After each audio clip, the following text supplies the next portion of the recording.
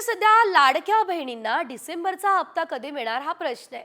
मात्र असं असताना आता लाडक्या बहिणींसाठी एक सर्वात मोठी बातमी आहे, कारण फडणवीस सरकार आता लाडक्या बहिणींना संक्रांतीचं गिफ्ट देणार आहे। ही माहिती विश्वसनीय सूत्रांनी दिली आहे। दिवाळी भाऊबीज म्हणून राज्य सरकारनं लाडक्या बहिणींना नोव्हेंबरचा हप्ता ॲडव्हान्स दिल्याचं आपण पाहिलेलं होतं, आणि आता मकर संक्रांतीच्या निमित्तानं सुद्धा फडणवीस सरकार लाडक्या बहिणींना डिसेंबर आणि जानेवारी असे दोन्ही हप्ते एकत्ररित्या देणार आहे। तर ही माहिती वरिष्ठ अधिकाऱ्यांनी दिलेली आहे।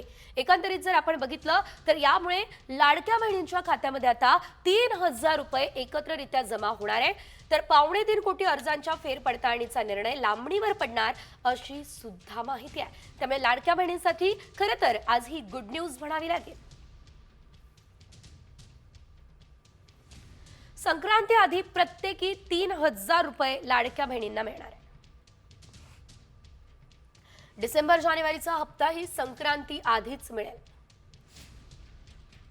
3.25 कोटी अर्जांच्या फेरपडताळणीचा निर्णय मात्र लांबणीवर पडलाय। सध्या अर्ज केलेल्या सर्वच लाडक्या बहिणींना याचा लाभ मिळणार आहे।